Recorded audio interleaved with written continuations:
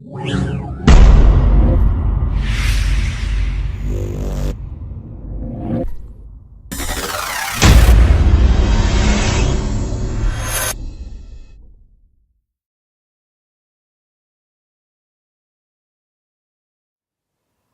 ہم بات کرتے ہیں کہ آپ کو یسوع کو کیوں اپنانا ہے، یسوع کیوں ہماری ضرورت ہے ہر انسان کی۔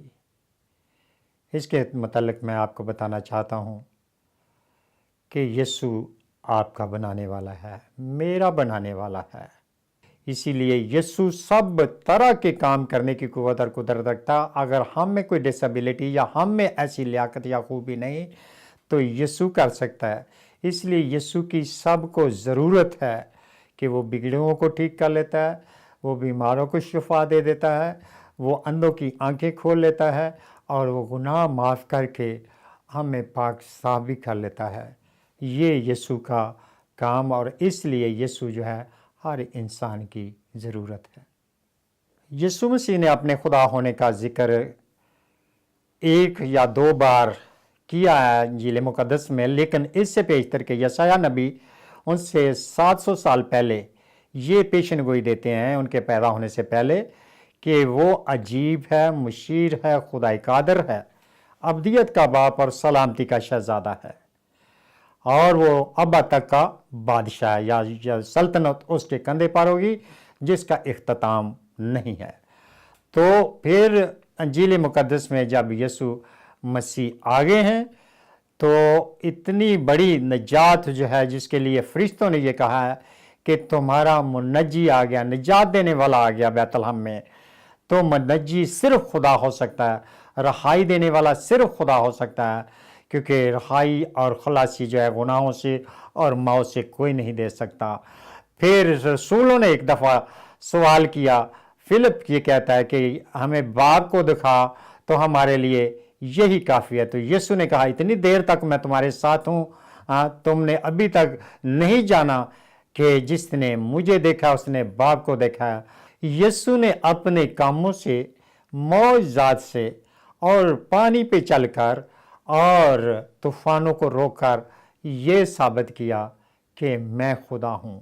باغ گتسمنی میں جب سردار خان اور فقیوں کا بہت بڑا گروہ جو ہے، لشکر جو ہے رات کو پکڑنے کے لیے یسوع کو آئے، تو یسوع سے سوال کرتے ہیں کہ یسوع مسیح ناصری وہ کیا تم ہی ہو؟ تو یسوع نے صرف یہی کہا، ہاں میں ہی ہوں۔ تو وہ جتنے لوگ تھے پیچھے گر گئے تھے، آگے جو تھے پیادے ان کے پکڑنے والے۔ تو یسوع فلپ سے یہ کہتے ہیں یوحنا 14 باب اور اس کی 6 آیت میں کہ راہ، حق اور زندگی میں ہوں۔ یہ بات کوئی نہیں کر سکتا سوائے خدا کی ذات کے۔ دوستو، آپ اب مجھ سے یہ سوال کریں گے کہ یسوع کیسے نجات دے سکتا ہے؟ یسوع کے الفاظ میں آپ کو سنا دیتا ہوں جو مقدس پالوس رسول کی منہ سے یسوع نے کلوائے اور لکھے ہوئے ہیں کلام میں، کہ اگر تو یسوع کے خدا ہونے کا اقرار کرے، اور اس اقرار کے لیے جو ہے آپ کا منہ استعمال ہونا ضروری ہے، کیونکہ یہ اقرار جو ہے میرا یا انسان کا سننا ضروری نہیں، لیکن شیطان کا سننا ضروری ہے، کہ آپ جب بولیں گے تو شیطان سنتا ہے کہ یسوع ہی جو ہے یہ صرف مجھے نجات دے سکتا ہے۔ تو یسوع کا اقرار کرنا ہے اور ایمان لانا یسوع کے اوپر دل سے، تو نجات پا سکتا ہے انسان۔ یہ کام اتنا آسان ہے کہ کوئی خرچ نہیں ہے۔ اگر یسوع نہ کرے آپ کے ساتھ، آپ محسوس نہ کریں، تو آپ جہاں پر ہیں وہیں رہ سکتے ہیں۔ ایک اور بات میں اس کے ساتھ نجات کے تعلق سے ایڈ کروں گا کہ بنانے والے کے ہاتھ میں اس کی کاراگری، اس کی چیز، اس کی صنعت جو ہے ٹھیک رہتی ہے، کیونکہ اس نے بنایا، اسے پتہ ہے کہ کہاں پر اس کا فالٹ اور ڈیفیکٹ ہے، کہاں پر اس سے کہ جو ہے وہ چیزیں جو ہے اسے نقصان پہنچا ہے۔